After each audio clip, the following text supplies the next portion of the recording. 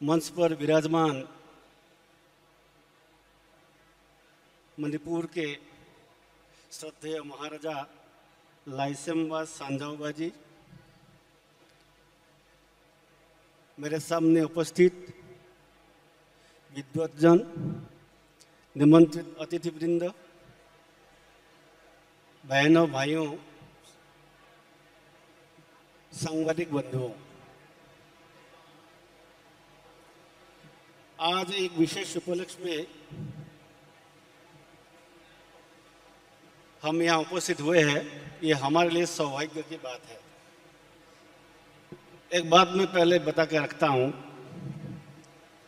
अपने असम के ये एक विख्यात साहित्यिक जापान गए थे, अंग्रेजी में भाषण दिया। भाषण के बाद कॉलेज का कार्यक्रम था, तो बच्चों ने पूछा, आज आप कौन सी भाषा में बोल रहे थे? बोला अंग्रेजी में। क्या तुमको समझ में नहीं आया? कुछ नहीं आया। कुछ अंग्रेजी समझ में नहीं आते? बोले नहीं आता है। बच्चा बोलता है, आप अगर आपके भाषा में बोलते, हमको एक नया भाषा सुनने का अवसर मिलता। इसलिए कार्यक्रम असम में है, राष्ट्रीय कार्यक्रम है, तो इसलिए हमारी बात जो कुछ दूसरे शब्दों में बोलने जा रहा हूँ बाहर जाए, तो इसलिए टूटी फूटी हिंदी में बोलने के लिए कोशिश करूँगा। कुछ बातें हैं जो हमारे हैं, वो मैं असमिया में ही बोलने वाला हूँ। तो ये जो कार्यक्रम है लोक मंथन, हमारे लिए सौभाग्य की बात इसलिए है, ये कार्यक्रम गुवाहाटी में हो रहा है। और इस साल का विषय जो है लोक परंपरा है, ये और हर्ष की विषय है, खास करके पूर्वांचल के लिए। ये लोक कला, लोक परंपरा, लोक कथा, इसके लिए समग्र पूर्वांचल धनी है।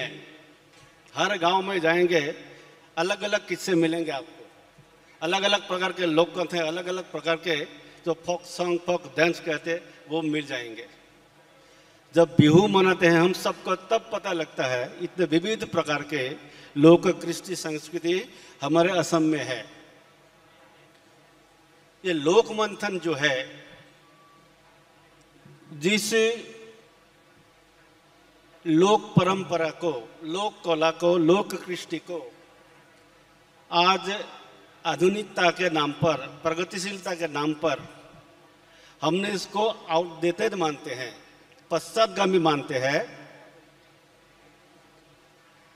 थोड़ा अगर हम विचार करते हैं इसके गहराई में जाकर, तो हमको लगेगा भारत की जो संस्कृति को जो पुष्ट करने वाला विषय है, ये लोक कला का परंपरा ही है,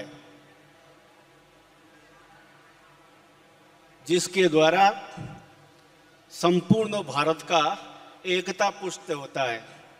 हमारे जो राष्ट्रीय एकता, हमारे जो संस्कृति, ये लोक कला, जिस कला को परंपरागत रूप से आज भी विद्यमान है, वो ही पुष्ट किया है। जब हम कहते हैं लोक परंपरा कब से शुरू हुआ, कहना कठिन है, कोई पंडित शायद एकमत नहीं है। तो हमें लगता है सभ्यता के शुरुआत से ही इस लोक कला, लोक परंपरा, लोक कला को बचाए रखने के लिए जो परंपरा, वो शुरू हुआ है।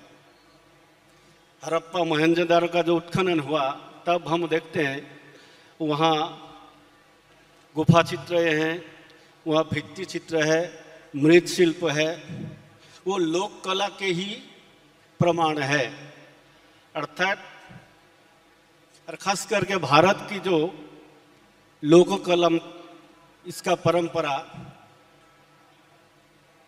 गांव से जुड़े हुए हैं। इसलिए जब हम भारत की लोक कला, लोक परंपरा की बात करते हैं, तो हम देखते हैं इसको बचाए रखने वाले, सुरक्षित करने वाले कुछ विशेष अंचल के कुछ विशेष लोग होता है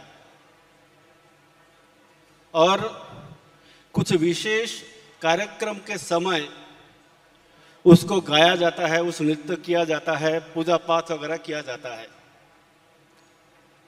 हम असम में अगर अलग अलग जगह पर जाएंगे, हमारे बामुंडी में जाएंगे, फिर सरथेबारी में जाएंगे, धींग में जाएंगे, एक परंपरा मिलेगी। कोई भी जाएगा वो खाना खा के ही आना पड़ता है। गांव गांव के सब लोगों को बुलाते हैं एक बार के भोजन के लिए, बाहर दिखता नहीं है। तो जिस लोक कला को हमने आज आउटडेटेड कहा है, ये एक्चुअली आज की जो हम जिसको संस्कृति मानते हैं, हम आधुनिक काल के प्रौद्योगिकी के युग में अपने को फॉरवर्ड मानते हैं, प्रोग्रेसिव मानते हैं। जो विचार आज चल रहे हैं वही इसी का आधार लोक कला में, लोक परंपरा में वो लोग सुरक्षित रखे हुए से आज की ये स्थिति पाई है हमने। इसलिए मैं कहता हूँ ये लोक कला, लोक परंपरा ये आउटडेटेड नहीं है, विज्ञान है। हर जगह पर जाएंगे, आप दरंग में जाएंगे, ग्वालपारा में जाएंगे, कामरूप में जाएंगे, अलग अलग कृष्टि, अलग अलग लोक कला, अलग अलग परंपराएं मिलेंगे। एक दरंग जिले के अलग कृष्टि है, दरंग या कृष्टि बोलते हैं। वह है सुक्दानी ओझा, व्यास ओझा, नांगेली गीत, ऐसा अलग अलग प्रकार का नाम है। असम के लोगों को समझ में आएगा, कामरूप में नहीं मिलेगा। ग्वालपरिया गीत कामरूप में, दरंग में नहीं मिलेगा। कामरूपी ढोल बड़ा बड़ा ढोल बजाता है, कामरूपिया धुलिया बोला जाता है उसको। तो कामरूप के सिवाय और कहीं नहीं मिलेगा। अलग प्रकार का ओझापाली, जो विशेष कार्यक्रम पर गाने वाले एक पद्धति है, ओझापाली बोलते हैं, बाहर नहीं मिलेगा। तो इसलिए इसको हम अगर गहराई से जाते हैं तो हम देखते हैं ये लोक कलाओं में विज्ञान तो है ही, इसमें आध्यात्मिक और सामाजिक बातें हैं। कुछ न कुछ उत्सव के अवसर पर इसको नृत्य गीत को किया जाता है। इसलिए हम देखते हैं हमारे असमिया भाषा के पहले भी ये भाषा का रूप लिया। इससे पहले फकरा योजना बोलता है इसको। तो सामाजिक जीवन में जो साधारण बात है उसके जरिए लोगों तक पहुंचने का एक पद्धति थी। मान लीजिए कहीं जाने के लिए तैयार हुए तो देखेंगे आज कौन सा बार है, किधर जाना है, किधर नहीं जाना है। डाकोर बसन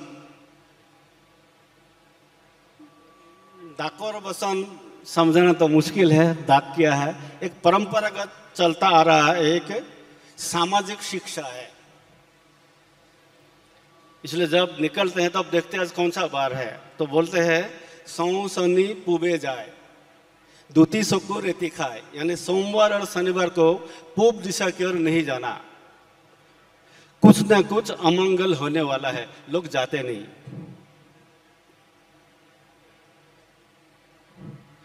आजकल तो केले की खेती की बहुत बड़ा और उद्योग बना है। तो कैसे खेती करना, तो कृषक लोगों को समझाता था। अथियात गोबर, मनोहरत जाबर, पूरात खाए, मालभगत चाय। किस प्रकार के केले को किस तरह यत्न लिया जाता है वो एक श्लोक के माध्यम से बताया जाता है। मास स्केल पर आजकल केले की खेती होती है, उद्योग बन गया है। तो पहले लोग बोलते थे तिनिखा हाथी जुपा रुबा कौल, माहे के पखे के सिकुनाबा तौल, पत पसला लाभत पबा, लंकार बनिज हाथत पबा। यानी कृषि से लेकर रामायण की कथाएं चलती थी, महाभारत की कथाएं चलती थी, हादू कथा, स्टोरी, ये एक परंपरा थी जिसके द्वारा समाज के लोगों को संस्कार देने का काम किया जाता था। तो इसलिए आज हम आधुनिक बने हैं, ऐसा कुछ भी करते हैं, पुरानी बातों को हम आउटडेटेड कहते हैं। पूजा पाठ हम करते ही है, खास करके जो कर्मकांड के लोग हैं।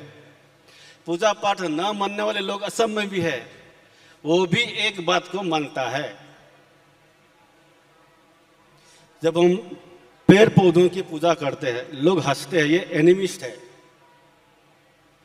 एनिमिस्ट का मतलब क्या होता है? जिसमें जो लोग सब में जीवात्मा देखते हैं, भगवान को देखते हैं। महापुरुष शंकर देव ने भी बोला था, कुकुर से गालो गर्दवर आत्माराम। कुत्ता, सियार, गधे सब में आत्मा है, सब में भगवान है। जत जीव जंगम कीट पतंगम अगनग जग तेरी काया। सृष्टि में जो भी है उसमें भगवान है, ये अपनी संस्कृति की मान्यता है। इसलिए हम पेड़ पौधों को पूजा करने का पहले से ही पद्धति है। आज सरकार बार बार होर्डिंग लगाती है, कम से कम अपने जीवन में एक पेड़ लगाओ। क्यों हुआ? 1896 से पहले विश्व के लोगों को मालूम नहीं था पेड़ पौधों में भी जान होता है, उसका भी संवेदनशीलता है। जब सर जगदीश चंद्र बोसु ने बोला, लोग उसका मजाक उड़ाते थे। खास करके विरोधी जो साइंटिस्ट है वो मजाक उड़ाते थे। तो उन्होंने घोषणा कर दिया, मैं प्रमाण करके दिखाऊंगा। तो विरोधी जो वैज्ञानिक लोग थे वो आपस में बातचीत करते थे कि भाई आप जाएंगे कि नहीं जाएंगे। कई लोग बोले ऐसे बकवास बातों के लिए हम जाने वाले नहीं है। तो बाद में देखा गया सब के सब विरोधी साइंटिस्ट आ गए थे। वाकायदा जगदीश चंद्र बोसु ने स्टेज में जाकर सारे इक्विपमेंट लेकर दिखा दिया, प्रमाण कर दिया कि भाई पेड़ पौधों में भी जान है, पेड़ पौधों का भी संवेदनशीलता है। जो विरोधी साइंटिस्ट थे, पास वाले बैठने वाले उसको पूछते थे तो आपका कोई प्रश्न है? कोई प्रश्न नहीं है। जो भी प्रश्न मन में उठता है दूसरे प्रयोग में वो बता देता है।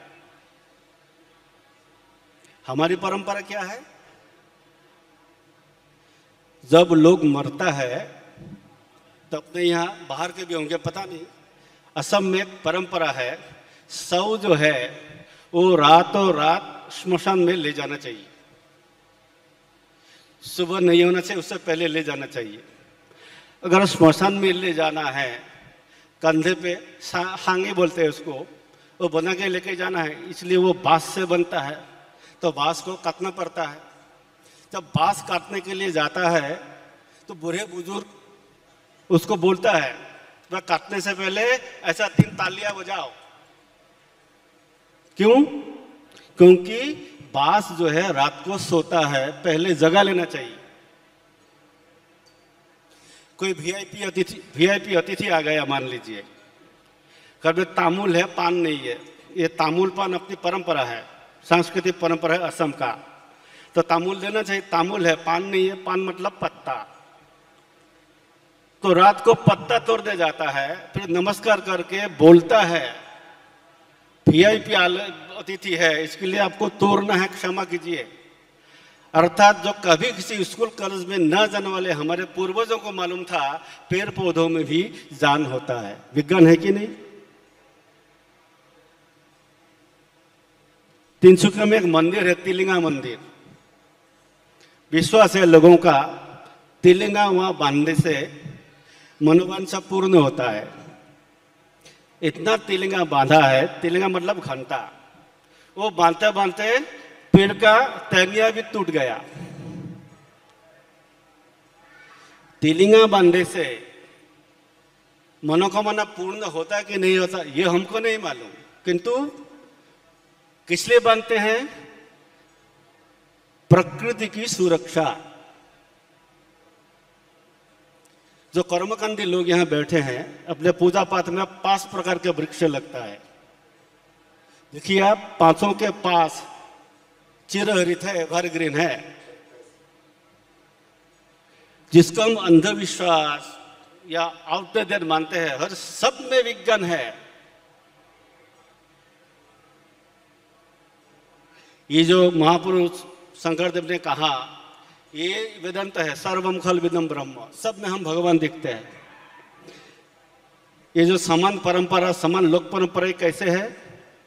शायद 84 की बात है, 1984 में मैं पूना में था, तो सो रहा था, गहरी नींद में था। 1-1:30 बजे एक भाई साहब आया और हमको जगा दिया, कुछ भाई साहब उठिए उठिए। तो रात को 1:30 बजे गहरी नींद में था, तो मैं उठ गया। तो बोले क्या हुआ? कुछ हुआ कुछ नहीं, ऐसे नहीं, ऐसे सोते हैं। क्यों? पश्चिम में सर देना माना है, इसको हम असल में नापाई कहते हैं, नहीं करना। पश्चिम में सिर देना। अभी पता चला पृथ्वी खुद एक चुंबक है, इसलिए शरीर के लिए हानिकारक, ये पूर्वजों को मालूम था। हम तो आज आधुनिक बने हैं। ये कोरोना काल में क्या हुआ? अभी भी गांव में हमारे लोअर असम में कम, अपर असम में ज्यादा है। बाहर से आएंगे तो कपड़ा उपड़ा बदल कर अंदर जाना, बाहर जाने के लिए अलग कपड़ा होता है। हम तो आधुनिक बन गए, साफ सुथरा रहते हैं। जो स्लीपर बाथरूम में जाता है वही स्लीपर पाकघर में जाता है, क्योंकि मॉडर्न है। कोरोना ने सिखा दिया है।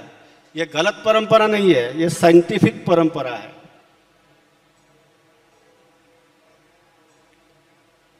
ऐसे कई बातों को जब हम देखते हैं, ये शुरू हुआ कब, कैसे शुरू हुआ? ये जो सभ्यता के शुरू से बोला था मैंने पहले, जो सोशल साइंटिस्ट कहते हैं, तो सभ्यता के आदिम अवस्था में एक स्तर था, उसको ट्राइबलिज्म कहते हैं। ट्राइबलिज्म यानी घुमंतु, उस समय का। जंगलों में फल जीव जंतु जो थे वो खाते थे मार मार कर। जब इस जंगल में खत्म होता है तो दूसरा जंगल में जाता है। तो ऐसे इस जंगल में उस जंगल, जो घूमने वाला जो स्थिति था, उसको ट्राइबलिज्म कहते हैं।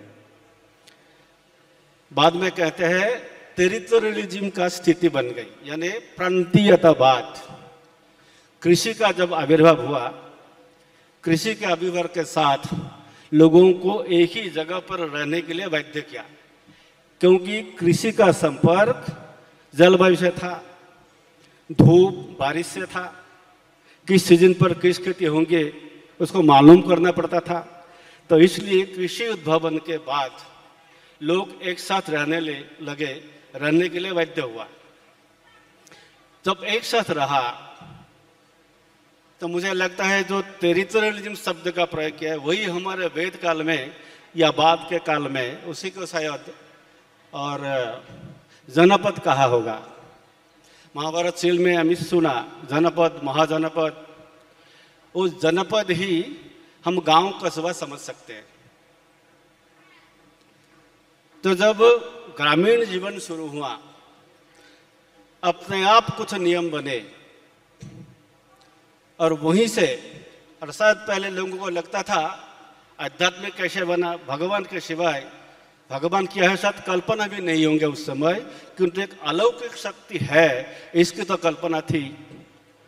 तो इसलिए इस अलौकिक शक्ति को पूजा अर्चना, उनको संतुष्ट करने के लिए कुछ भी नृत्य गीत के साथ शायद ये लोक कला, लोक नृत्य, ये हमारा बिहू भी ऐसा ही हुआ।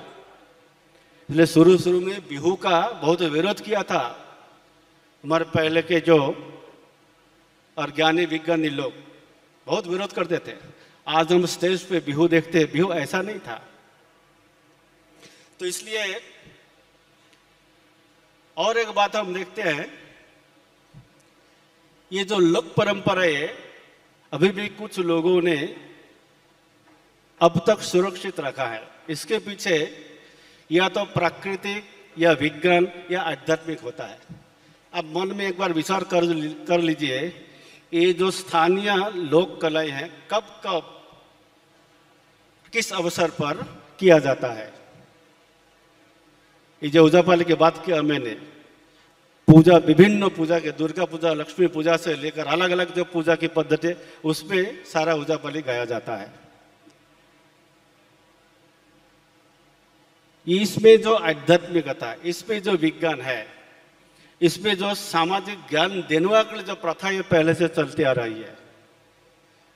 तो अपने यहाँ भारत के लोक कला परंपरा इसलिए कहा जाता है कि ग्रामीण जीवन से शुरू हुआ।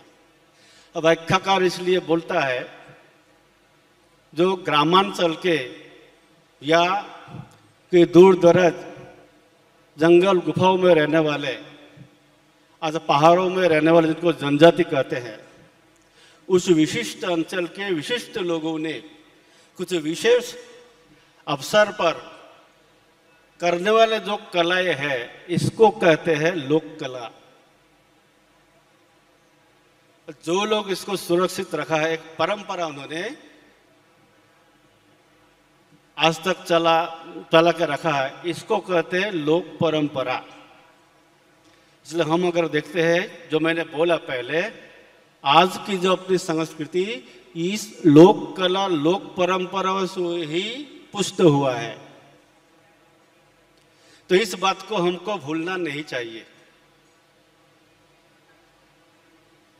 ये जो बाहर के लोग कहते हैं, बाहर के मतलब अलग विचारधारा के लोग जो कहते हैं भारत में विविधता है, विविधता है। हमने भी सत 5-6 में भूगोल में पढ़ता था, विविधताओं में एकता। बाकी तो सब बोलते थे, कहीं गर्म कहीं ठंडा, कहीं के लोग काले कहीं के लोग गोरे, पहनावा अलग अलग होता है, खान पान अलग अलग होता है, फिर भी एक है। फिर भी क्यों एक? इस बात को हमको समझ में नहीं आया था। क्यों एक? अपने संस्कृति के कारण एक। जो सब में भगवान को दिखने वाला सर्वम खलविदम ब्रह्म, इस मूल अपनी संस्कृति में ये मूल चिंतन है।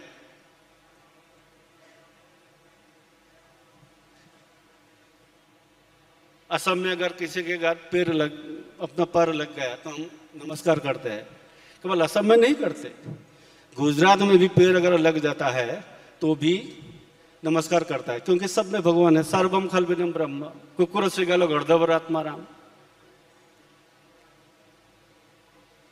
का महापुरुष शंकरदेव, उन्होंने जो अपने असम को नए सिरे से जोड़ने के लिए, नए सिरे से निर्माण करने के लिए जो अलग अलग प्रकार के वाद्य तैयार किए, अलग अलग प्रकार के गीत लिखे, जैसे बरगीत, भारत के हर कहीं नहीं है, तो बरगीत में क्या है? आध्यात्मिकता है।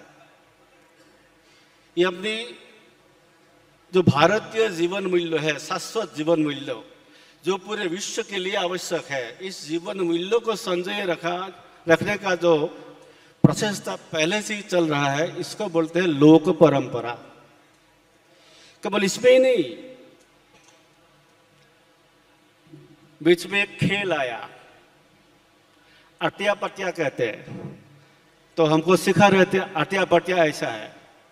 अटिया पटिया शायद महाराष्ट्र का शब्द है, तो हमने कहा ये तो असम का रेदी है, गांव गांव में खेला जाता है। तो पश्चिम बंगाल में इसको दरियाबंद कहते हैं। अर्थात अपने व्यावहारिक जीवन में जो जो भी हम व्यवहार करते हैं, वो भी पूरे भारत के एक है। निकलते समय कौवा देखा तो क्या हुआ? पीछे से कोई निकलते समय पीछे से कोई आवाज देकर बोला तो क्या होता है? सब में एक समान, इसके पीछे एक समान विचार है। निकल गया घर से, पीछे से कोई बुलाया, फिर हम पूरा वापस आते हैं या तो जाते ही नहीं। बात साधारण है कि ये सांस्कृतिक एकता का एक आधार है। इसलिए लोकमंथन द्वारा इस परंपरा को पुनर्जीवित करके पूरे भारत में एकता स्थापन करने के लिए भारत के जो शाश्वत जीवन मूल्य है, इसके द्वारा लोगों में जागरण लाने के लिए भारत को पूरे विश्व के अंदर एक प्रतिष्ठित राष्ट्र बनाने के लिए, जो आज पूरे विश्व के लिए आवश्यक है, पूरा विश्व को भारत नेतृत्व दे, इस स्थिति तक पहुंचने के लिए ये लोक परंपरा को बचाए रखना आवश्यक है। ये काम लोकमंथन कर रहा है। जो व्यवहारिक जीवन में, पारिवारिक जीवन में हम जब यहाँ जो व्यवहार करते हैं, केरल के लोग भी ऐसा ही करते हैं। हम मदान हो गए, साधारण सी बात। मैं ज़्यादा बोलूँगा नहीं, क्योंकि इसके आगे सांस्कृतिक कार्यक्रम होने वाले हैं। इसके लिए आप लोग उत्कंठित हैं। अलग अलग प्रकार के अलग अलग राज्यों के लोक कला प्रदर्शन होने वाला है। ये जो सामूहिक परिवार की, यौथ परिवार जिसको कहते हैं, बात करते हैं, आज नैनो परिवार बन गए हैं। ये नैनो परिवार बनने के कारण ही आज संस्कार का अभाव हुआ है। संस्कार देने के लिए कोई व्यवस्था नहीं है। पहले समाज के लोग संस्कार देने का काम करता था। कोई गलत काम करता था, पहले माँ बाप, भाई बहन, चाचा चाची, दादा दादी सब थे घर में, एक परिवार था, संयुक्त परिवार था। कुछ भी गलत करता है तो सुधार देता था। केवल परिवार में ही ऐसा नहीं, बाहर भी कोई गड़बड़ करता है तो 2 थप्पड़ लगाता है बच्चों को। अगर माँ को वो महिला बोलती है कि तुम्हारा बच्चा ऐसा गड़बड़ किया है, 2 थप्पड़ लगाया। माँ भी बोलती थी, हाँ आजकल ये बदमाश हो गया है, अगर भी बदमाश कर गया उसको पूरा आज करके देखे, मेरा बच्चा कुछ भी करे तुम्हारा क्या आता जाता है, सीधा पुलिस थाने पहुंचेगा। यानी बचपन से, शिशु काल से संस्कार देने का काम न केवल परिवार के लोग करता था, समाज के लोग भी करता था। आज वो स्थिति नहीं है। वो एक परंपरा थी संयुक्त परिवार की, आज नहीं है। हम नैनो परिवार बन गए। अब जो कुछ भी बात सोचिए आज, उसका जो शुरुआत हुआ तो मानव सभ्यता के विकास के साथ साथ साथ साथ अपने जो समाज के हमारे चिंतन करने वाले लोग थे, वही लोग इस कला को, इस संस्कृति को, इस परंपरा को आगे बढ़ाया। आज तक हम मॉडर्न तो बन गए, किंतु उसी परंपरा का ये मॉडर्नाइजेशन रूप है। इसलिए हम इसको भूलना नहीं चाहिए। लोक मंथन के द्वारा, इसके पहले रांची में, भोपाल में हुआ था, ये तीसरा असम में हो रहा है। ये अपने पूरे पूर्वांचल के लिए गौरव की बात है। और इस बार जो थीम लिया है वो भी अपने पूर्वांचल के हर्ष और आनंद की बात है। इसलिए लोक मंथन केवल कार्यक्रम में सीमित न रहे, नृत्य गीत में ही सीमित न रहे। ये लोक मंथन का जो उद्देश्य है वो अपने हर परिवार में, हर व्यक्ति तक जाए, अपने व्यवहार में उसको लाए, उसके लिए लोक मंथन है। ये तो एक कार्यक्रम है और इसके जरिए हम भारत के, पूरे देश के, अपने राष्ट्रीयता के, अपने राष्ट्रीय जीवन मूल्यों को पुनरुद्धार कर सकते हैं। तो इसके कारण मैं सभी से निवेदन करता हूं, इस कार्यक्रम में तो हम हैं, किंतु इसका जो लक्ष्य है, उद्देश्य है, इसको हम अपने जीवन में, अपने परिवार में ले जाए, व्यक्तिगत व्यवहार में लाए, तब भी ये लोक मंथन का कार्यक्रम सफल होगा, ऐसा मेरा मानना है।